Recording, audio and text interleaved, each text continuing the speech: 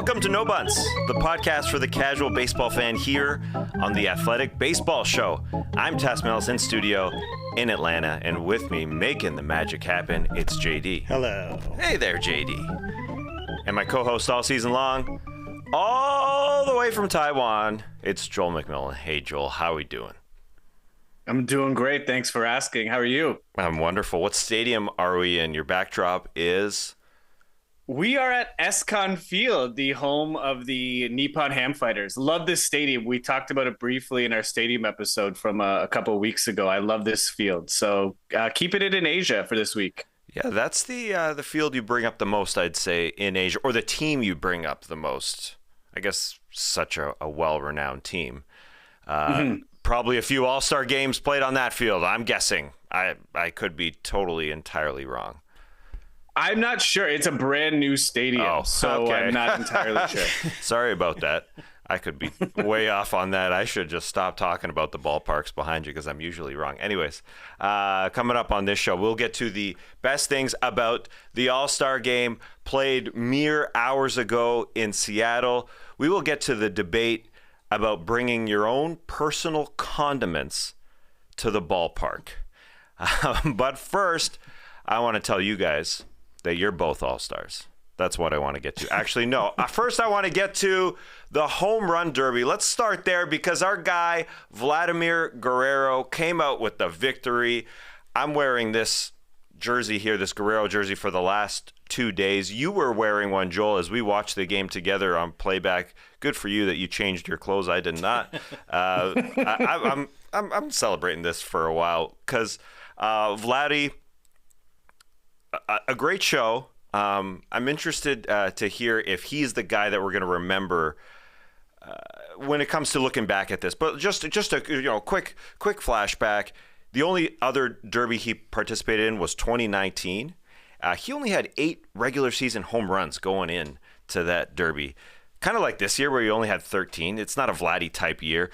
Then in 2019, he had the biggest round ever with the 40 spot. Then he goes into Seattle on Monday. Julio Rodriguez breaks that record.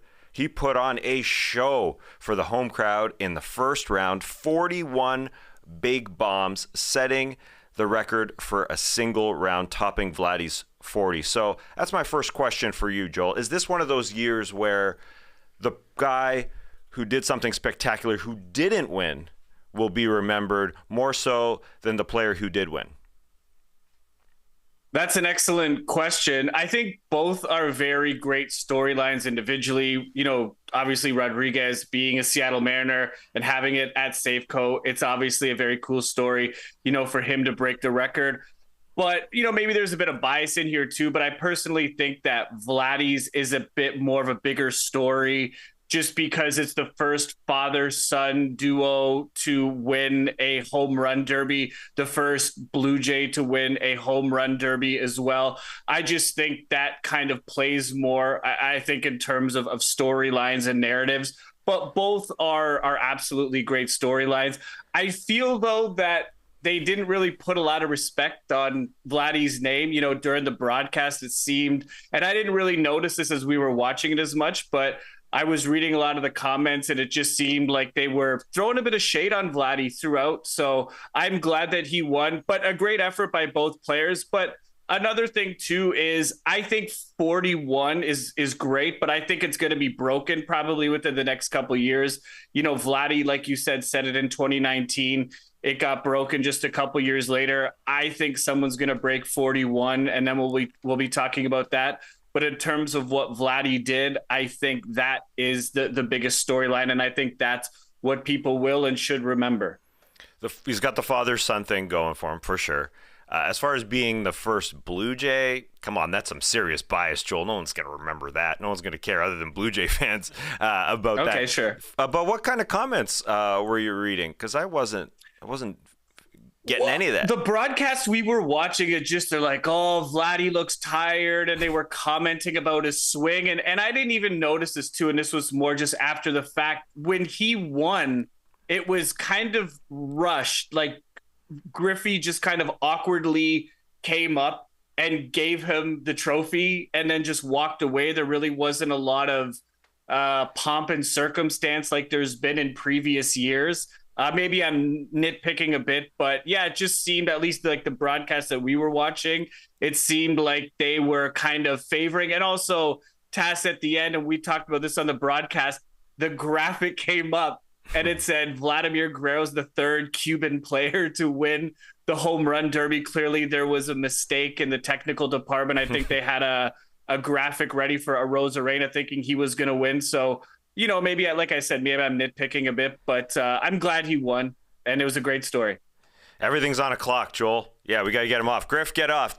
Everything in baseball has gone the other direction. No clocks now. Everything's on a clock. So got to get it off. But yeah, they made that mistake. They quickly pulled down that graphic that listed Vlad as a Cuban player. Interesting that you bring up that the record's going to be broken again. I can't wait to see, because Julio Rodriguez was cooking. He even had Kevin Durant tweeting about it. Kevin Durant watching this saying Julio Rodriguez is ridiculous because he was going off. He had 17 home runs in the last 90 seconds of the first round. That's a homer every 5 seconds or so to get to that 41 mark. But back to Guerrero, in the final of 2019, he lost to Pete Alonso 23-22, and his family bugged him to get back into it, and that's why he got back into it. This is only just his second one of his career. Round one, he got a nice matchup with Mookie Betts. Let's be completely honest. Mookie Betts didn't even take a timeout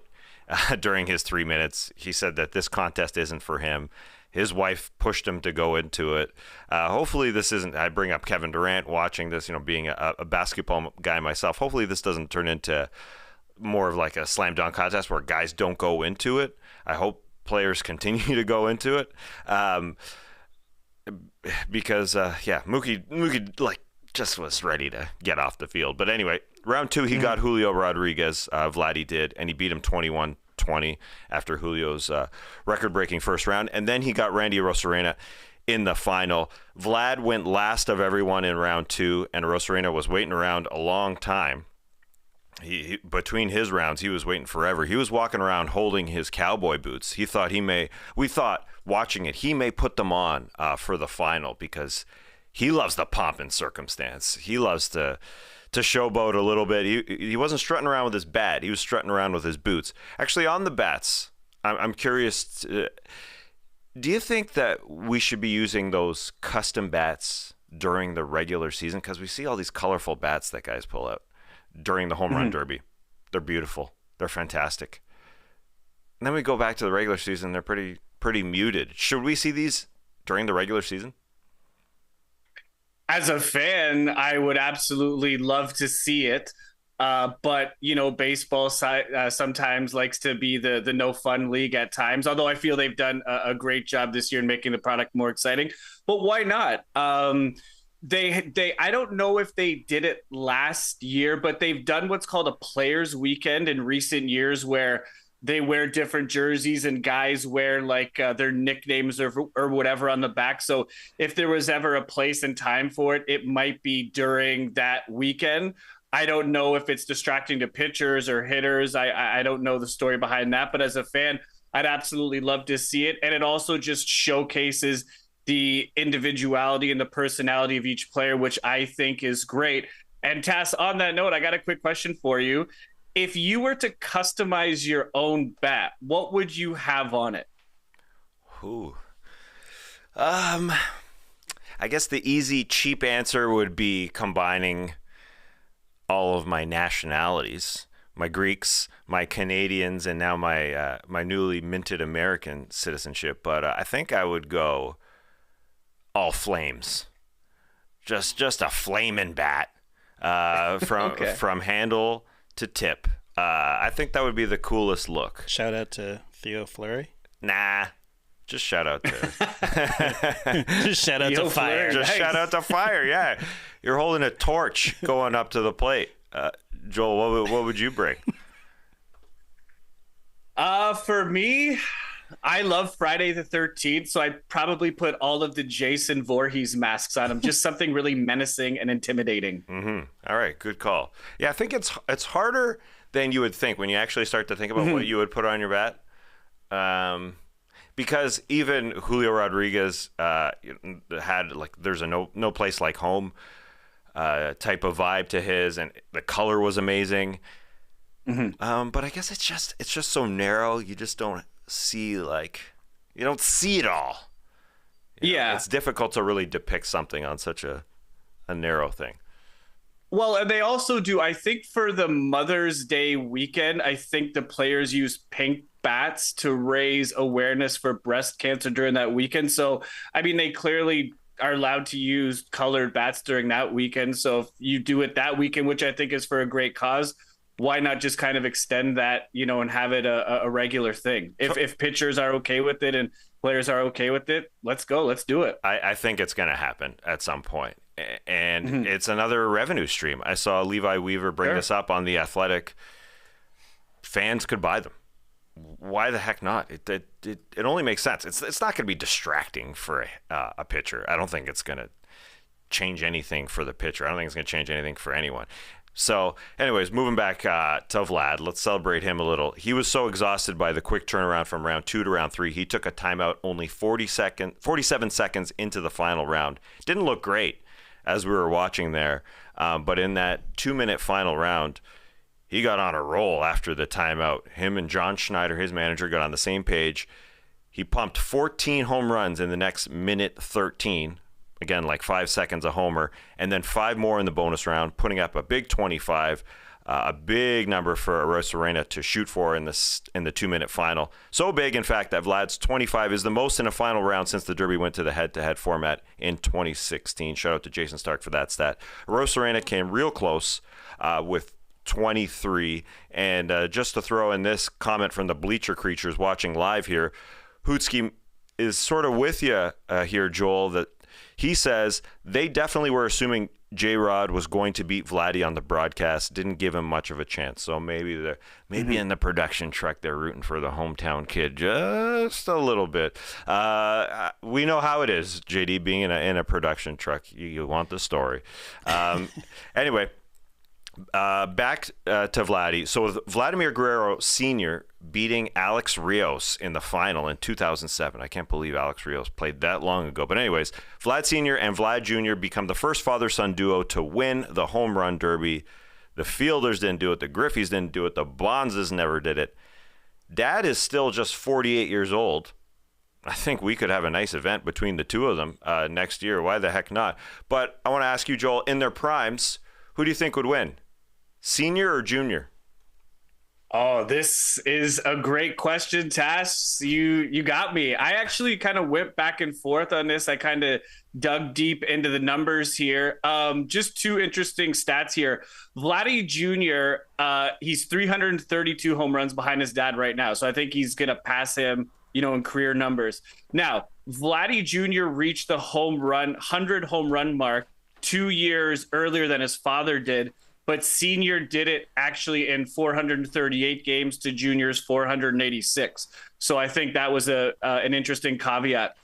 In their primes, I'm going to have to take Junior just because I think his swing and his raw power is more suited to hit home runs. I think his dad was the better overall hitter. I mean, he could hit anything. You could bounce a ball. And I think there's even a clip of a pitcher bouncing a ball and Vladdy Sr. swinging at it and actually getting a hit. So I think Vladdy Sr. is definitely the better hitter. But if I have to put money on it, I'm going to take Junior just because of his swing. And I think he's got more raw power than his dad had. And his dad was a big guy and a strong guy. Don't get me wrong. It's not like he was a small dude, but I'm taking Junior head to head in their prime. But I'm going to be honest, Tess, I don't think we've seen Vladdy's prime. He's still 24.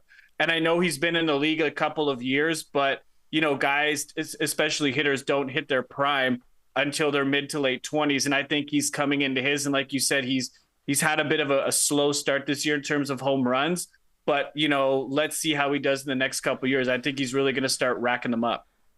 Extremely young, and because he was in that home run derby in 2019, I guess people outside of Toronto probably think he's a little bit older because that was his rookie year. So it seems like he's been around for a bit. Like you going deep with the numbers. Actually, Junior was asked who would win. of course, an inevitable question. And he said, current day format, he would be the winner. But if you go back to the old format where there are outs and senior could load up every single pitch, where you slow things down, you're not on the clock, he said his dad would win. I guess it's probably just the diplomatic answer, but I think a pretty fair answer as well. I wonder if Junior could be the best home run derby participant ever if he continues to go in it, because of his swing. The numbers, you want to do home run derby numbers? Well, Jason Stark did this for us. 163 homers over 2 derbies for Junior. Oh. That's 81.5 homers a derby, the best in history. Julio Rodriguez is the next highest average with 71. So, a pretty good gap between 1 and 2. And then Pete Alonso, the guy we think about as a home run derby participant, only 53.75 homers per derby in his 4 derbies. He had a slow one in this one that we'll get to quickly. But I don't know if Junior's going to go in enough of them to be the guy to get to the best of all time. And that brings us to a little trivia. I got to give you a little trivia, Joel. It's home run derby specific. It's not that hard. Okay. I don't think. I'm not gonna torch you here. But here we go. I want you to give me the 4 players who have multiple derby titles. So there's 4 of them. Let's start with the only player who's won the derby 3 times. Ken Griffey Jr.? Yes. And then there are 3 who have won it twice. Pete Alonso. Right.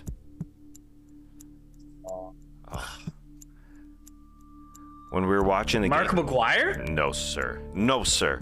When we were watching together on Monday night, this guy came up because we were going through the last 10 winners. He's got a bit of a special place in your heart. Special place in the heart of fans in the Bay. Barry Bonds. No. The other side of the Jose Bay. Canseco. No. I shouldn't have said special place in the hearts of people in the Bay. That kind of throws you off a little bit. But that 2012 run, special run of that underdog team. Oh, on the Giants. Who? No. The other part of the Bay. Not the Giants. Oh man, they're allowed. Last year in my head, I'm all. The other side of the bridge. The other side of the bridge. I guess you don't say the Bay for the other side of the bridge. Well, it is part of the Bay. It's part of the A's. I'm embarrassed, Tass. I don't know. No, the 2012, the special 20, the Scott Hatterberg run. That run. Yeah, this guy was on that team. A's, not Josh Donaldson. No. Oh, Yoenis Cespedes. Yes. Oh man. And pull that out of the fire. Last one. Yeah. You're gonna have to give me a clue. Your hand might be. This is only an hour show. Your hand might be a little burnt. Your hand might be a little burnt, my man. Give me a clue. I said, well, not a king, but oh man, Prince Fielder. Prince Fielder. There we go. Okay, we got there. All right, yeah. Only multiple winners. Griffey 3. Leads home run derby history. Alonso, Cespedes, and Fielder. Yeah, I don't know if Vladdy's going to go in it enough. But also, like you said, guys may just get more and more accustomed to this new format.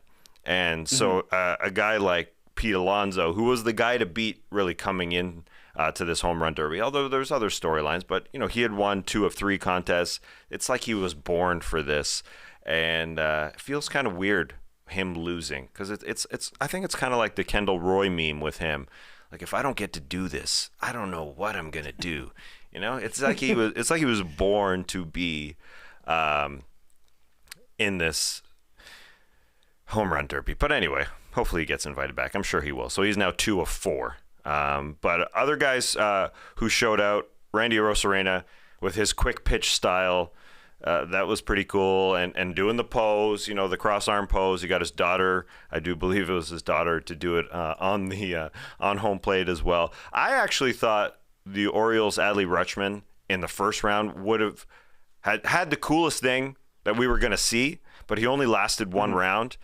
He hit 22 home runs from the left side, and then in the bonus round, he flipped to the other side of the plate, going right-handed, and he hit 5 more home runs.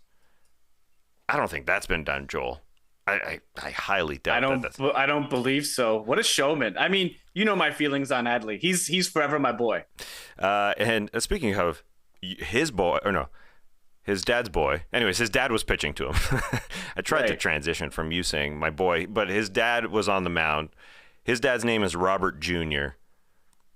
Good thing he didn't call his son Robert the Third and just called him Adley. Let Adley be Adley. I like that. But also, just back to the pitchers, John Schneider, Jay's manager, was pitching to Guerrero. They came up in the minors together when John Schneider was a manager down there for Vladdy. It's got to be rare for a manager to throw to his player, I'm guessing. I can't think of it. I can't think of a situation where that's happened before, but Schneider threw to him in 2019, if I'm not mistaken, right. as well. Yeah. And they came up in the minors together, and they just kept it going. But we were also marveling at Luis Roberts' effortless swing. I saw comments about that, and it was clear. They're just, unlike Vladdy, who's torquing like crazy, Luis Roberts is just letting it rip. He had a 484-foot shot, the longest home run ever at T-Mobile Park, and he had the longest average home run of anyone in the contest at 421 feet. And speaking of those dingers going out, dinger after dinger after dinger, ball after ball after ball, that was something we were commenting on during the broadcast. It was kind of hard to follow each and every home run. So let's get to the broadcast. JD, we can even start with you because you've been in the director chair, and I wanted to get your opinion on how difficult it is for the director as he's trying to follow a ball going into the stands when there's already a pitch being thrown at the exact same time. So he's trying to find the ball, the other pitch is being thrown, and then he's got to try and find the other ball that's coming off the bat. So what is the way around that? Well, there's no way around. The way around it is to go back to the way it was with the outs, and you see each pitch, and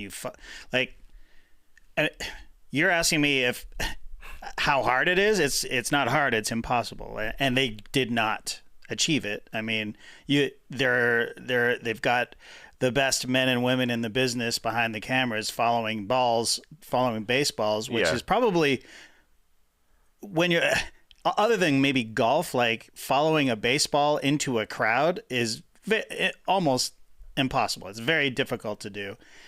And so you have multiple cameras. So whoever the director was, they had many screens in front of them. And I don't even know, they put up the split screen, but they did their best, but I don't know.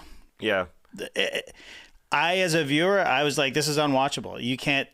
I ended up just watching the batter and watching the swing and the cut of the bat, and which was great. And, they did the best job that they could. I was when we were talking on playback, I was asking for different angles. I would have liked to see a behind the plate sort of wide shot.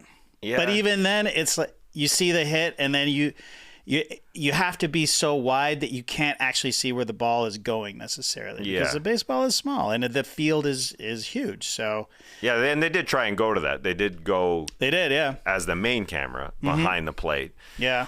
And then showed those camera people following the ball on the other side of the split screen. Yeah. But the thing is, there almost has to be a third shot. Right. Because there's another pitch coming in. And there's also moments on the field, that they were also trying to capture, like, the fans celebrating because they caught a pitch, or the kid getting hit. That was terrible. But but also there was a lot of chaos on the field in general that they were trying to capture as well, because the kids were going after the balls, which was fun until, as the saying goes, somebody gets hurt. But yeah, there's all of these moments that they were trying to jam in to happen all at once, and I understand the reasoning behind it, because gotta be on a clock. But I think that they don't need to be on a clock on this one. But it really has helped speed it up. The game, sure, yeah, absolutely. No, even the home run derby. It's okay, yeah, and it also racks up impressive numbers, right? Like, yeah. And just the speed of it. But it's not like the 3-point contest where you can have It's a smaller space. It's a bigger ball. And at the end of the day, like I shot Lee Ellis doing a 3-point contest like 7 years in a row or whatever with basically one camera. And we were able to pull it off because the distance from the 3-point line to the basket is not as big. And I can have the player and the basket in, and you see every shot get shot and every shot go in or not go in, as it were, you know, but all of this rapid fire, home runs is just it just can't be shot with our current technological abilities. That's all I guess I'll say. So if they want to keep it this way, then they got to bring like AI into it, or like super drones, or some That's sort what of, I was just gonna say. or Sorry to something. jump in, JD. I was gonna say, is like, would drone technology be possible? Because they actually utilize that for home runs at Seattle. It's a really cool angle. It kind of swoops in. I don't know, Tash, JD, if you've ever seen it, but it looks really cool. I obviously don't know the technical stuff, but is that a possibility? The drones might interfere with live fans, but maybe that's a sacrifice MLB is willing to make in terms of having a good on TV product. Is that possible? I mean, I think that I don't think it's possible yet, but I think it will be possible. And Skeets was in the chat when we were on playback saying, you know, would I even want to go to this as a live event? And I responded by saying, this is the only way to watch this, to be at the live event. Like that would have been amazing. I think that it's, as a live experience, it would be amazing just to see dinger after dinger after dinger after dinger. Yes. But watching it, like it's almost nauseating watching, like literally feeling seasick watching each camera desperately trying to find the ball, and it's just the same sort of descending shot into the crowd looking for the ball. I don't know. Yeah, you need to know how many home runs the guy has hit. I mean, that's what it comes down to. You have to be able to track it. Yes. And so when I'm watching it, I'm thinking, okay, that's out. And I start counting, and I'm counting before the ticker ticks up. I wonder if you can even do that live. You can do it better live, and I think that's why it's more fun. But you're still trying to watch both things happen at the same time. I wonder if there's some sort of, like, speaking about technology, like some sort of laser, like a VAR thing that just, you know, buzzes or tells you, like, the number should just tick up when it goes over the wall. Like there should be some sort of force field that there will be in the future that gets hit, and then the number ticks up. And so, you know, even if the camera is off, like if you're not seeing the ball with the director trying to figure it out, you hear it some sort of, or you visually see the number go up, or you hear some sort of ding as the number ticks up, and you kind of know what's going on. But it ain't easy, Joel. Well, listen, when they were hitting the ball right on the swing, it was showing us the angle, the trajectory of the ball, and the speed of the ball. Yeah. I mean, can you not predict that that's a home run just based on those numbers alone? I guess there's wind resistance and factors and stuff like that. Yeah, no, sometimes it doesn't go out. I mean, yeah, you can predict, but it's not a super accurate. Yeah. And they're waiting for the ball to go over the wall. Yeah, no, and that fair enough. I mean, it's not a homer until that happens. But what was your thoughts on the broadcast, Joel? Tass, I hope I'm not on a pitch clock for this one, because I got some thoughts on it. JD covered a lot of what I wanted to say. Just a couple points. Getting back to the kids thing, that was obviously very unfortunate. That young kid who took a line drive directly off the face. Luckily, he's okay. But I was reading an interesting idea. They should have fewer kids in the outfield and put in like high school kids who are legit like baseball players at somewhat of a high level in high school, and just get them to shag fly balls. There's just too much going on. I know it's a big moment for the kids, but even if you're in high school, you're still a kid. So there's just kind of less clutter in the outfield. There's a lot going on. Like JD said, there's a lot of moving parts. Having kids running around in pink t-shirts, it's kind of hard to concentrate. So fewer kids in the outfield. And just two more things in terms of issues I have. And Skeets also talked about this too. Get rid of the bonus. Don't call it a bonus if everyone gets it. Like, a bonus is defined as like a reward for hard work. But if everyone's getting 30 seconds, even if they don't hit the 440 or whatever the other criteria was. Either don't call it a bonus or just get rid of it entirely. It just seems ridiculous to call it that. And also, I'm in favor, too, of getting rid of the head-to-head format and going back to just you've got 8 guys, and then you're taking the top 4 and then the top 2, obviously. I think mentally it's probably better for the players, instead of them, I've just got to beat one number. I think it kind of puts them in a better headspace so that they can just go out there and hit as many as they can. And in terms of just concepts or things to make it a bit more exciting, these ideas are a bit out there, but I talked about this on the live stream last night. Have a secret money ball, because if a guy's down by a lot, like for example Alonso, I really wanted to see him do well, but he was well out of it. But if you put in a secret money ball, it's maybe worth 5 home runs. I think that would be pretty cool. No, that's also ridiculous. That's a money ball is ridiculous. Just to have one ball. I never said they're out there. They're out there, but I got a couple more ideas for you here. Tass, if a player doesn't home run in 5 consecutive pitches, he loses 10 seconds. If a player homers in 5 consecutive at bats, he gets to use a metal bat in the bonus round. We're going to be cranking 500-foot dingers. And the last one, have a national food sponsor. Shout outs to Taco Bell. That'd be my choice. And if 2 players hit 5 consecutive home runs, America gets a free burger or a free taco, because they do that during the World Series. I think if there's a steal, or I forget what the play it is, America gets a taco, right? Yeah. And draws more, and it'll draw more viewers to the product. Oh man, I don't really watch baseball, but Taco Bell is giving away a free taco if 2 dudes hit 5 consecutive dingers.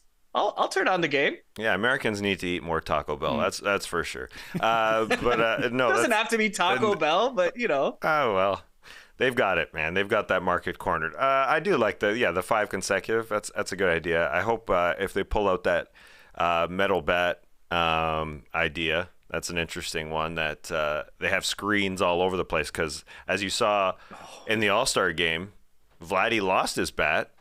And it went flying into the camera bay, and David Ortiz, who was commenting, said, I think it was David Ortiz, said that's what happens when you have a brand new bat. Sometimes you don't have enough of the sticky stuff on it. But I think he was using the same bat as he was using during the home run derby, because he had that red bat. But anyway, great stuff, Joel. I appreciate all the ads. Thank you for all those. I saw this other random addition. Levi Weaver at The Athletic said, why not have outfielders who are actual outfielders in the game of baseball out there on the tracking flies during the home run derby to try and steal a home run. And if they do steal a home run, then they're in the All-Star game the next day. Guys who actually weren't part of the All-Star game. So there's a decent one, just to have the home run stealers. You kind of have them lined up, I guess, like every 10 feet on the warning track to take them away. But, I mentioned the All-Star game and Vladdy getting there. Let's talk about the All-Star game. A 3-2 win for the NL, and let's do it by counting down the top 5 moments from the game. Top 5, top 5, top 5. Top 5, top 5, top 5. We're going to stick with the production, because I love the production out of the gate.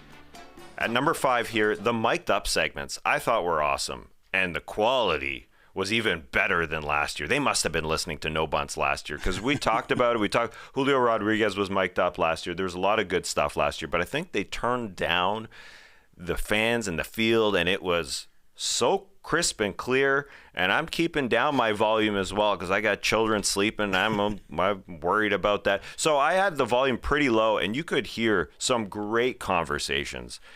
The Rangers' Nathan Eovaldi was pitching. He got a strike to make it a 2-2 count, and John Smoltz, who was on the broadcast, said, what are you going to here, cutter? And Eovaldi said, yeah, cutter. He didn't recognize it. Let's see what Jonah, the catcher, says. Yep. Yeah, Jonah sees it. Another cutter. Threw him another cutter. That was very neat. And then you had 2 guys mic'd up on the field, Mookie Betts, Freddie Freeman, and those teammates were on the mic as the chants were coming down from the fans in Seattle. for Shohei Ohtani, because he was up at bat, the come to Seattle chants. And Freeman was asked about, they're both asked about, are you going to bring him to the Dodgers or what? And Freeman said, not touching that. That's tampering. Freeman showing some personality yesterday. I like that. And just one more I thought was great. Corbin Carroll was in left field, and the broadcast crew was asking him, is it true Ichiro Suzuki is on your lock screen? And his answer was, because a ball was yanked over his head, and he started running for it. He didn't have time to even answer the question. It was a home run by Yandy Diaz. So just some fun stuff, Joel. I don't know if you enjoyed or heard any of these mic'd up segments. Yeah, Freddie Freeman was born to do mic'd up segments. He is absolutely gold every time. I remember they mic'd him up in spring training a couple years ago, and he was great on that too. He's such a good guy. I don't know. I kind of have mixed feelings on having two guys mic'd up at the same time. With Mookie and Freddie, I didn't mind it, but with Eovaldi and Corbin Carroll, like both were mic'd up. Yeah, so that was the pitcher hitter. Corbin Carroll was hitting against Eovaldi, and they were both mic'd up. Yeah, they tried. Yeah, it just seemed very forced and awkward because, Carroll's a rookie, and not that that's really like a big deal, but Evaldi's kind of a vet. I don't feel they have any history together. There really wasn't much back and forth between them. I was just kind of waiting for something, and he grounded out. There was something missing. Manoah last year was he's much more of a character. He was much more vocal. I think that worked, but I'm not really big on having two guys mic'd up at the same time. I just think it's a lot happening at once, but I do like it. I like it for the All-Star game. In regular season games, I think I could probably do without it. I think those guys need to be focusing on what's going on. But yeah, the mic'd up segments, especially with Freddie, were great. And the questions really well researched too. I think I forget the name of the commentator on Fox who's doing it, but when they were talking to Soto, he's like, oh, I heard that Big Papi is going to be your neighbor in Dominican Republic. And Soto kind of seems surprised that the commentator knew that and they were talking about it. So I thought that was pretty cool. And yeah, the Corbin Carroll lock screen photo with Ichiro, he later confirmed it because I think they asked him again. They did. And he confirmed it. So I thought that was pretty cool too. Joe Davis and John Smoltz were awesome on the call. Davis, right. And then, throwing out Big Papi, who was sitting beside Alex Rodriguez and Derek Jeter, who didn't get a word in because Big Papi was being asked all the questions. Because it's sort of like Big Papi, they try and mic up all of the more vocal players, that's for sure. Sometimes it works, sometimes it doesn't. I didn't mind when we're doing pitcher hitter, it's tough. It's tough for sure because the hitter can hear the pitcher, I guess. But yeah, Corbin Carroll in his first All-Star game, maybe not the most vocal of guys. The only one that I think that was a true dud was miking up the catcher while he's catching. Yeah. Because that doesn't work. It's like it really that's literally what was happening. I think it was Sean Murphy who's being because he got hit. There was a foul ball, and the broadcasters, I think they tried to ask him, and he had nothing. He couldn't hear anything under 6 pounds of equipment. But anyway, moving on to number 4, the top things about the All-Star game. Got to start at the beginning. An incredible start to the game. This is top 1. Ronald Acuna against Garrett Cole. And Garrett Cole, before the game, was being interviewed about Acuna. He's like, yeah, I'm just going to try and get it by him. And Acuna steps up, got a hold of one, lines it to right, and Adolis Garcia, with the sun in his eyes, was able to leap and grab the ball behind him. Incredible. Next hitter, Freddie Freeman, goes opposite to the opposite field, to left. Randy Arozarena, similar situation, over his head. So back-to-back, 2 friends in left and right field. Great catches. And then Garcia did it a little bit later in the game as well. That one, a little bit more of a misplay out there. It kind of looked like a softball, Saturday Night League, where you kind of figure it out and you make the catch. But incredible start, Joel. Two great plays This is top one, first two hitters. Yeah.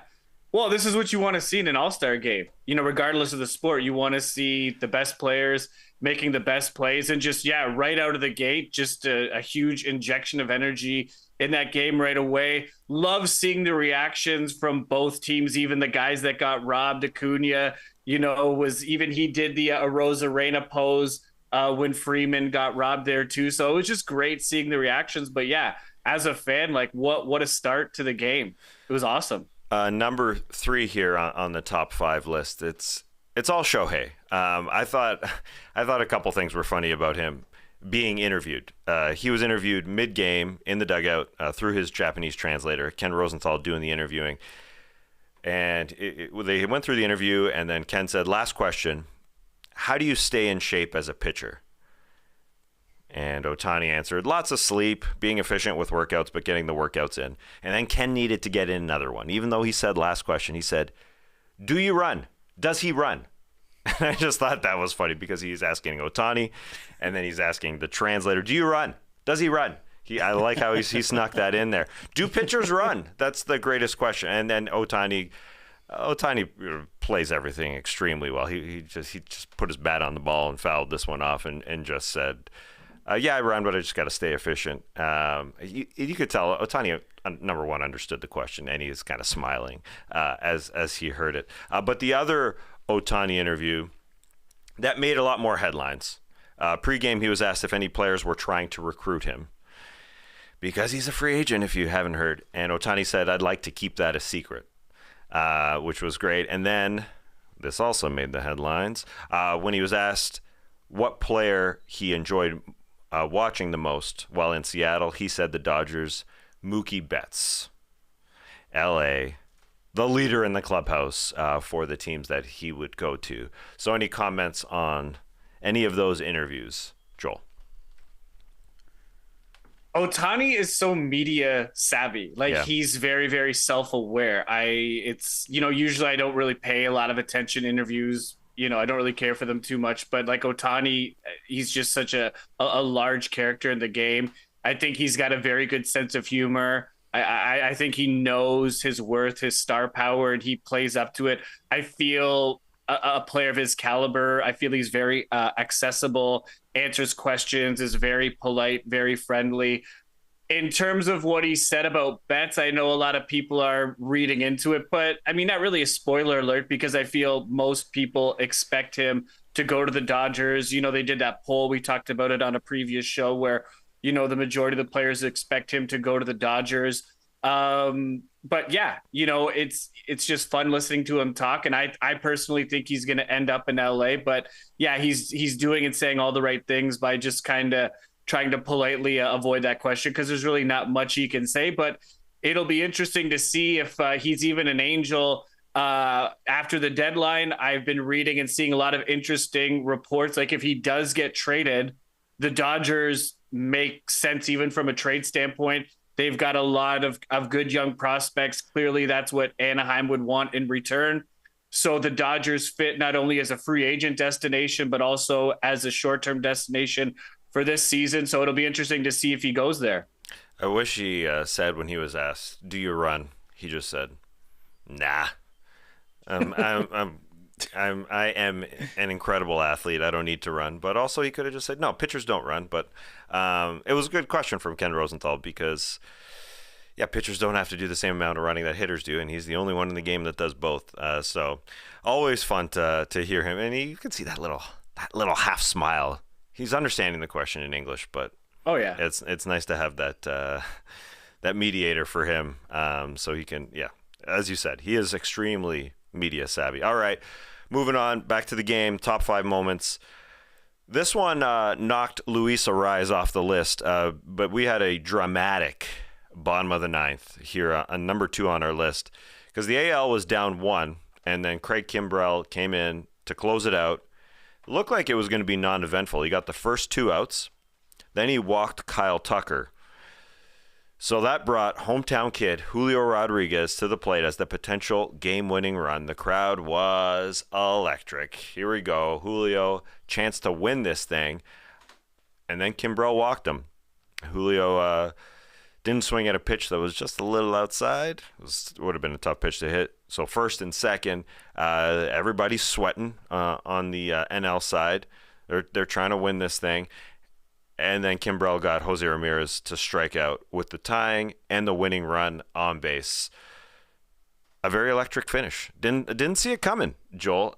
It seemed like everything was all done and finished. But yeah, Julio getting to the plate because of that walk was pretty fun. If there's one thing I know about Craig Kimbrel, he likes to make it interesting.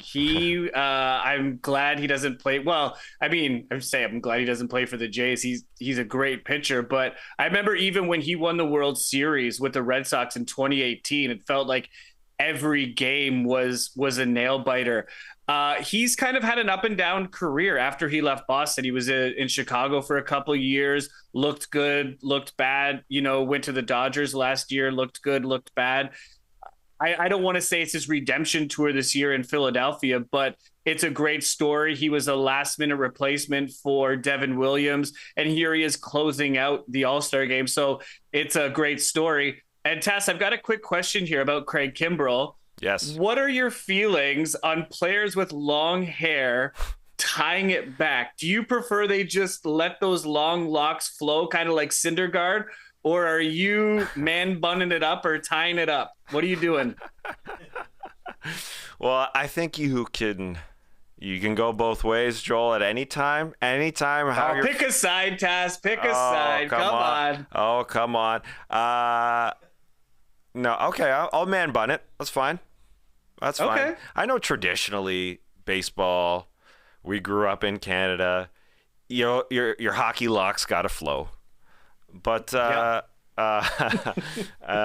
mean, it probably feels better to have your hair flowing, rather than tying it up. Because I didn't even notice Kimbrel had a low pony.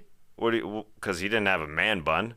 You couldn't see that. Yeah, no, not a man bun. Yeah, I shouldn't have used man bun. I think you can have a baseball cap with a man bun. But yeah, it was tied back. But I've noticed more and more players are tying their hair back. I'm not hating on it. I'm not being critical of it. You're being a Josh Hader. I like to see those long locks flowing. Actually, speaking of Josh Hader, you just mentioned the hair being tied back. His hair was not tied back, and he was he was mic'd up, and he threw a pitch, and he was actually amazing in that he was able to talk as he was getting into his windup. Yeah, he's answering a question and literally getting into his windup and throwing a pitch, and then his hair was in his face, and he had to use his left hand to wipe it off his face. That's why you tie it back, and that's why I'm sure Craig Kimbrel does the same.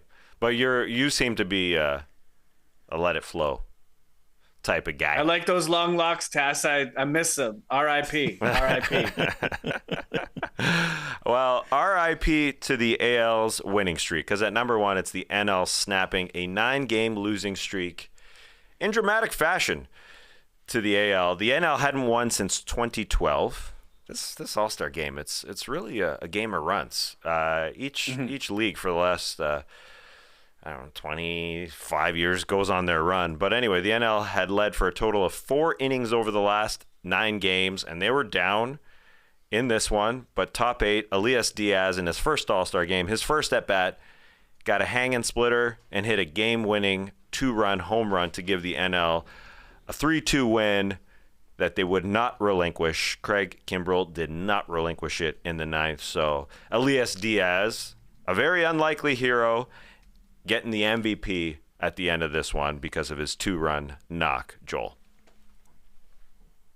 Yeah, good to see the NL get in the win column. It's been a while. I think since 2012 was the last time they won.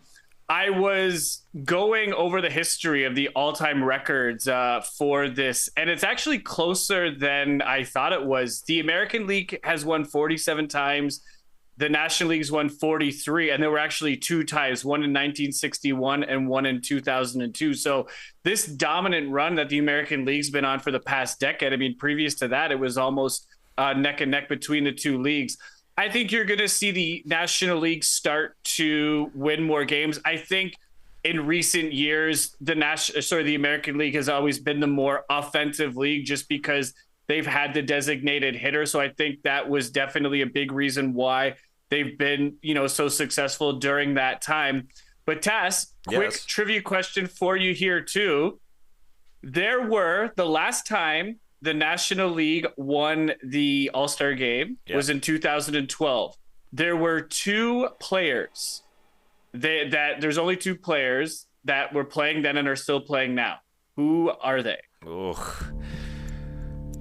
Just getting into my basketball career, Joel. I wasn't watching 2012. Just throwing out an excuse. So we both love him, and he's Canadian. So just playing. Oh, not in the All-Star game. Joey Votto. Yeah. Votto was an All-Star in 2012, and he's still playing now. Maybe okay, All-Star in 2012. Yeah. Sorry, my bad. Okay, so an All-Star in 2012, still playing now. So Votto's one. Bryce Harper wasn't too early for him? Not Bryce Harper. He played for the Tigers, and he played for the Marlins. Well, he plays for the Tigers, and he played for the Marlins. Miggy? That's the one. Miguel Cabrera. All right. Good stuff, Joel.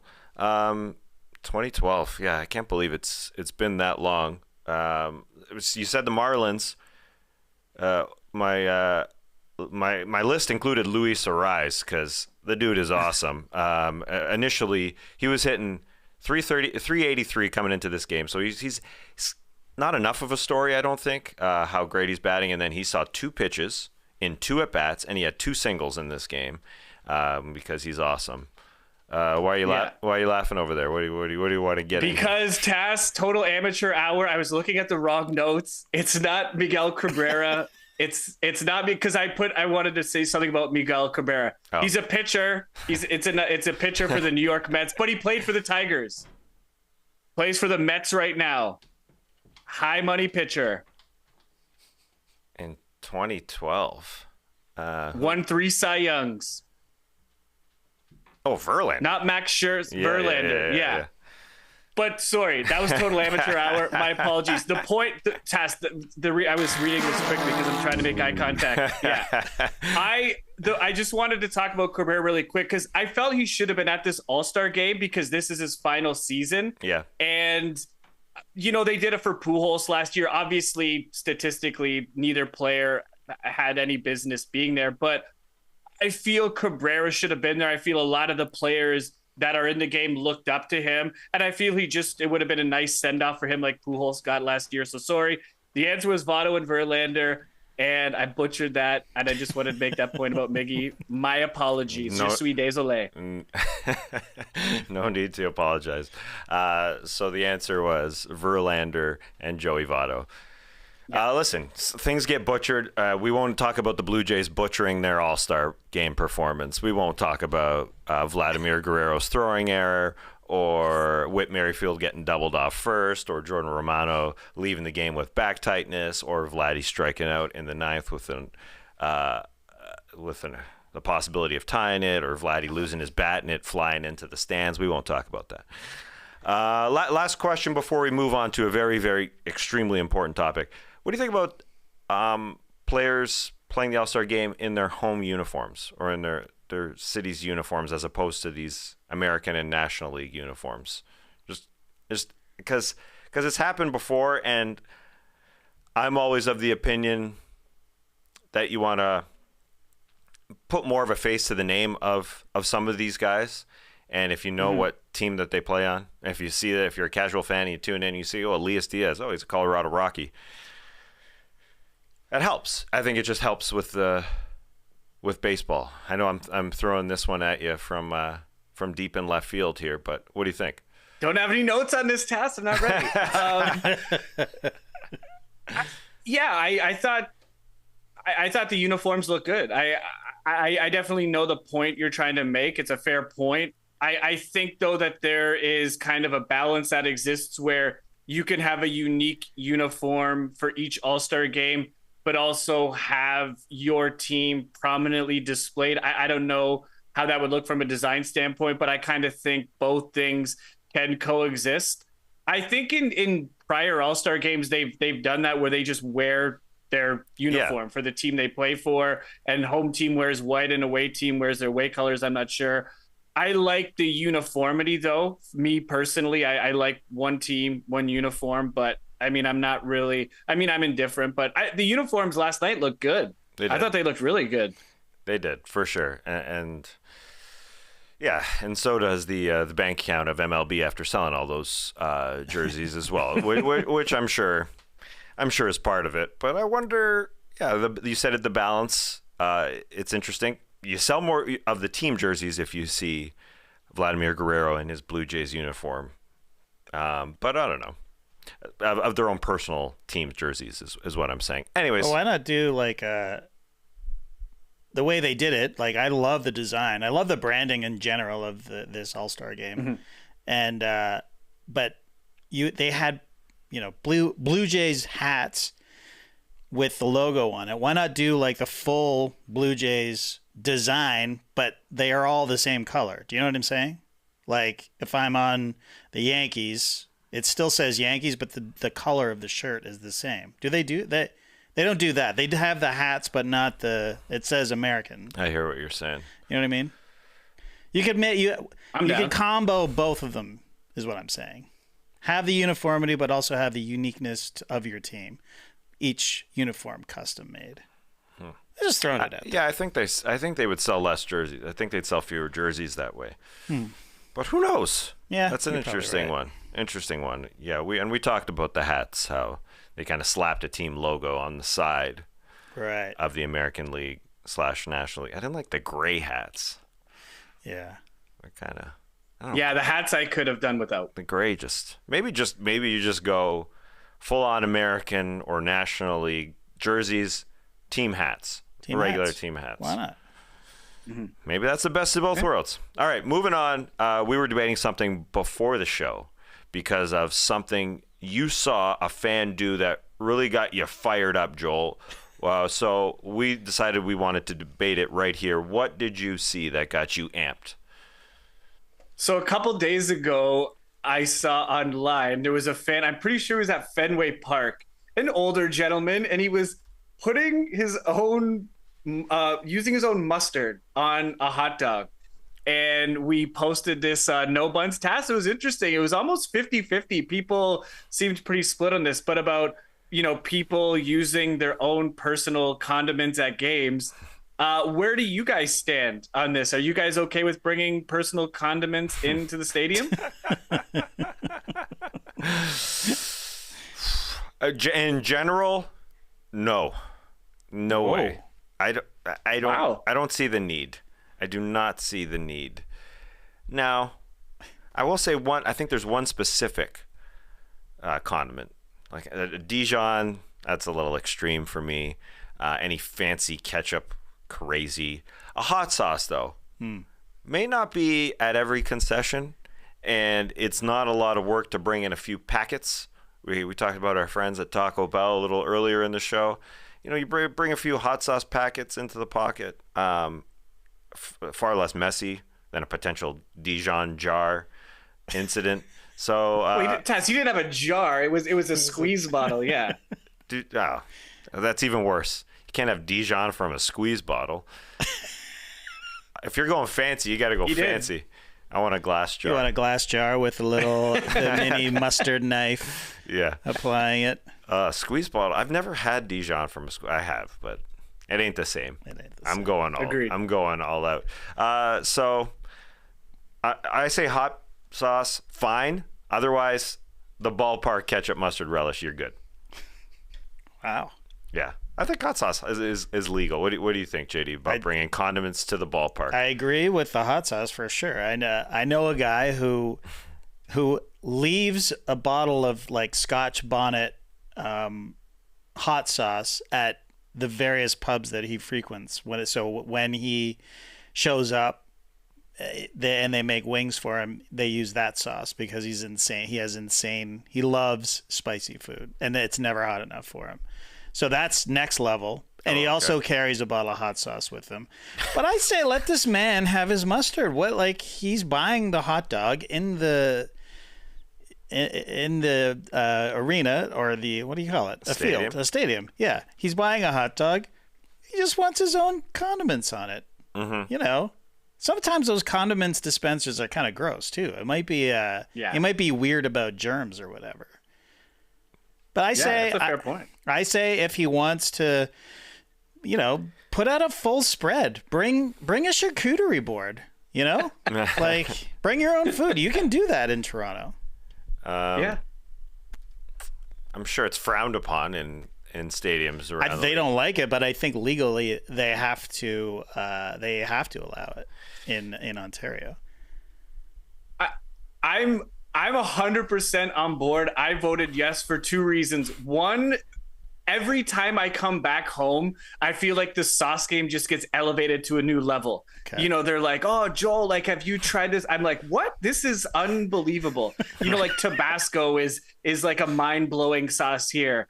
So I'm totally on board because the sauce game is unreal. And two, you're paying stadium prices. Those hot dogs aren't cheap. Let a man, what JD said, let a man or let a fan enjoy their hot dog. They're not harming anyone. They're not taking money out of anyone's pocket. That's right. Just throw that, throw that sauce, whatever you want on.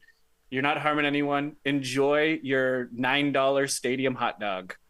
Would you be like, Joel, what if he was spreading Nutella on it or something really gross? Would you still be fine with it? Oh man, Nutella on a hot dog. Wow. Hey, to each their own. To each their own with that one. If that's what he feels the best thing to do is go for it. I'm not gonna get in his way. What about pickles? What about bringing in their own pickles? Ooh. Or sauerkraut or something, Oh, that's I think there kind of has to be a line somewhere. That's what I was looking for. I was just looking for the line. Oh, come on. What? That's not a line. But glass is probably my line, like, because it's just. Yeah, I don't think you want to have glass, like people are kicking it or whatever. It could get booted around, breaks. There's kids there. You don't want kids to get hurt. So plastic, I'm okay with. Oh, but you said when you come home, and home is Toronto, where they have incredible hot dog stands, like somewhat like New York, where you like to dress your hot dogs with olives. And do you remember? Oh, I remember. I got crucified for that in the chat, and I'm doubling down on that. No, I guys don't know. I got no problem with olives. No problem. Oh, thank you. But listen, my Greekness comes through. Throw some olives on it for sure. But what's wrong with bringing olives to the park? Or if they don't have banana hot peppers, I think we're going a little too far. Like now you're bringing food in. Yeah. And now this isn't a condiment anymore. But it's a dressing food. It's something that they should be offering anyways, should be. And they don't offer it. They don't. If you bring in a jar of banana peppers and you're only eating the banana peppers, that's a problem. Because you should be ordering some food. Yeah. Well, I don't know. Joel, you go to the movies a lot. Do you bring in your own food? Because I think that's totally fine. I think especially we're talking movie prices. Are you allowed to do that in movie theaters back home? Because in Taiwan, you can bring in outside food. People bring in KFC is a huge hit. It's super annoying, but a lot of people bring in KFC. Can you do that back home in the States? I mean, not technically, but it is definitely allowed in most Atlanta. It happens. Yeah, it happens for sure. People come in with their pre-pop popcorn, which was totally fine. No, you got to be getting movie fresh popcorn. I mean, if you want to bring in your own popcorn, fine. But you got to have that golden melted butter. There's no substitute. No. Popcorn's my favorite snack. Yeah, it could be my favorite snack too. They were eating it during the broadcast yesterday.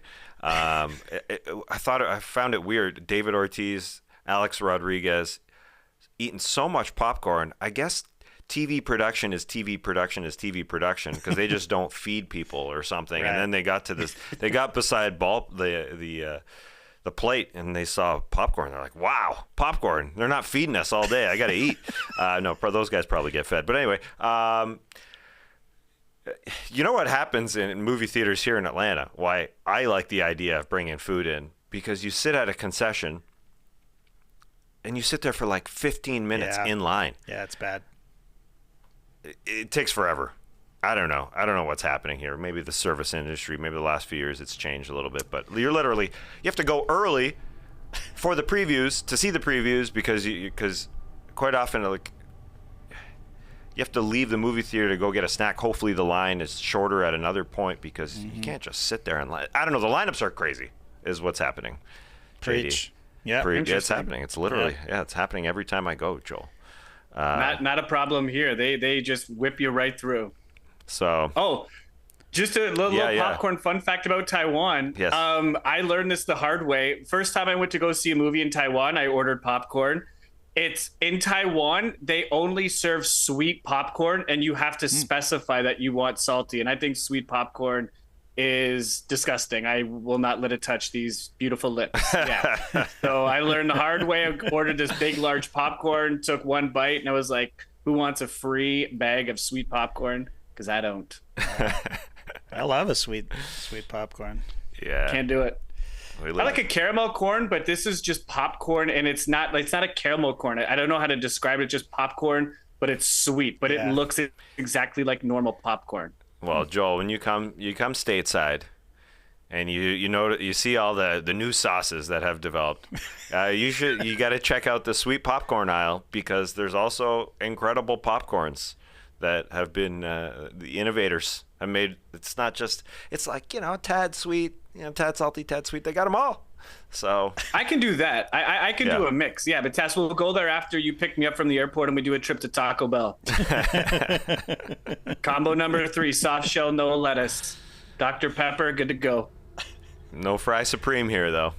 Yeah. Weird stuff. That hurts. Yeah, that's true. That hurts. Huge oversight by the American Taco Bell people. I guess you can make your own. Order a taco, just scoop it out and throw it on some fries if you want. Yeah, that's a great last comment here from the Bleacher Creatures, because Javante Music getting me hungry here. All you need is mustard, onions also. An onion on a hot dog, a sauteed onion.